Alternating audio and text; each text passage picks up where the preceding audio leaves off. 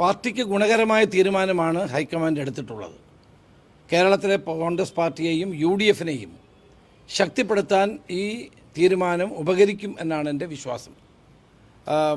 മാധ്യമ വാർത്തകളിലൂടെ കഴിഞ്ഞ 2 ദിവസമായി കോൺഗ്രസിനെയും UDFനെയും പൊതുജന മധ്യത്തിൽ വളരെയേറെ മോശമാക്കിക്കൊണ്ടിരുന്ന ഒരു സാഹചര്യം ഉണ്ടായിരുന്നു.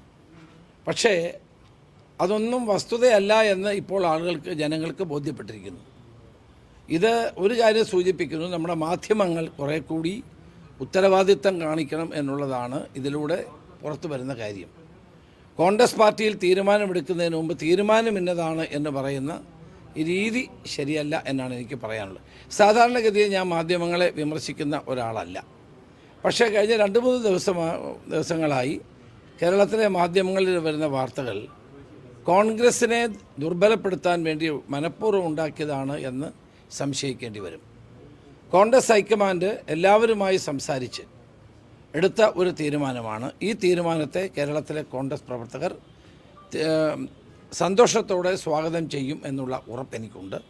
ഇത് പാർട്ടിയെയും UDFനെയും ശക്തിപ്പെടുത്തും.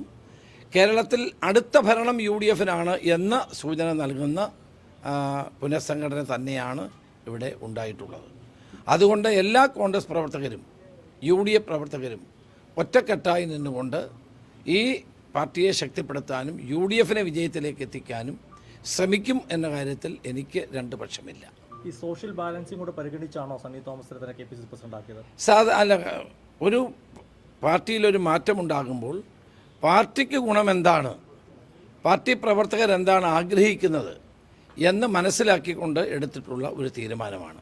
ഈ തീരുമാനത്തെ കേരളത്തിലെ മുഴുവൻ പ്രവർത്തകന്മാരും സ്വാഗതം ചെയ്യും എന്ന് ഞങ്ങൾക്ക് ഉറപ്പുണ്ട്. പ്രതിപക്ഷ നേതാവ് തന്നെയാണ് പറഞ്ഞത് സോഷ്യൽ ബാലൻസിംഗ് കൂടെ പരിഗണിച്ചത്. സ്വാഭാവികമായും പ്രതിപക്ഷ നേതാവ് പറഞ്ഞത് ശരിയാണ്. കോൺഗ്രസ് എപ്പോഴും സോഷ്യൽ ബാലൻസ് കീപ്പപ്പ് ചെയ്യുന്ന ഒരു പാർട്ടിയാണ്, മറ്റു പാർട്ടികളിൽ നിന്ന് വ്യത്യസ്തമാണ്.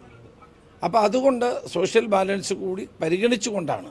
പക്ഷെ അതുമാത്രമല്ല ഘടകം, അതൊരു ഘടകം മാത്രമാണ്. പരിചയസമ്പന്നത, പ്രവർത്തന രംഗത്തെ കഴിവ്, ഊർജ്ജസ്വലത, ഇതെല്ലാം കൂടി കണക്കിലെടുത്തുകൊണ്ട് പാർട്ടിയെ ഭാവിയിൽ നയിക്കാൻ കഴിവുള്ള പുതുരക്തവും പരിചയസമ്പന്നരും അടങ്ങുന്ന ഒരു ലിസ്റ്റാണിപ്പോൾ പുറത്ത് വന്നിരിക്കുന്നത്. അതിനകത്ത് ചെറുപ്പക്കാർക്ക് പ്രാതിനിധ്യമുണ്ട്, പരിചയസമ്പന്നർക്ക് പ്രാതിനിധ്യമുണ്ട്. അങ്ങനെ എല്ലാം കൂടി ചേരുന്ന നല്ല ഒരു ലിസ്റ്റാണിപ്പോൾ പുറത്ത് വന്നിരിക്കുന്നത്. സമ്പൂർണ്ണ പുനഃസംഘടനയിലേക്ക് ഉടൻ തന്നെ പോകുമോ? അല്ല, അത് പുതിയ പ്രസിഡന്റും മറ്റ് വർക്കിംഗ് പ്രസിഡന്റുമാരും എല്ലാവരും കൂടി നേതൃത്വവുമായി ആലോചിച്ച് തീരുമാനിക്കേണ്ട കാര്യമാണ്. ഏതായാലും കേരളത്തിലെ കോൺഗ്രസിനെ പറ്റി കഴിഞ്ഞ കുറേ ദിവസങ്ങളായി വന്ന അഭ്യൂഹങ്ങളൊക്കെ തെറ്റാണ് എന്ന് തെളിയിച്ചുകൊണ്ട്, പ്രത്യേകിച്ച് നമ്മൾ സാമൂഹ്യ മാധ്യമങ്ങളിലൂടെ പുറത്തു വന്ന ധാരാളം വാർത്തകളുണ്ട്. ആ വാർത്തകളൊക്കെ തെറ്റാണ്. തന്നെയുമല്ല, 4 വർഷക്കാലം ശ്രീ K. സുധാകരൻ്റെ പ്രവർത്തനവും മികച്ചത് തന്നെയായിരുന്നു, ഒരു സംശയവുമില്ല. അദ്ദേഹത്തിന് കോൺഗ്രസ് വർക്കിംഗ് കമ്മിറ്റിയിലെ പെർമനൻറ്റ് ഇൻവൈറ്റി ആയിട്ട് അദ്ദേഹത്തെ നിയോഗിച്ചിരിക്കുന്നു. അതും അദ്ദേഹത്തിൻ്റെ പ്രവർത്തനത്തിനുള്ള അംഗീകാരം തന്നെയാണ്. അതുകൊണ്ട് എല്ലാവരെയും ഉൾക്കൊണ്ടുകൊണ്ടുള്ള ഒരു നല്ല തീരുമാനമാണ് കോൺഗ്രസ് ഹൈക്കമാൻഡ് എടുത്തത്.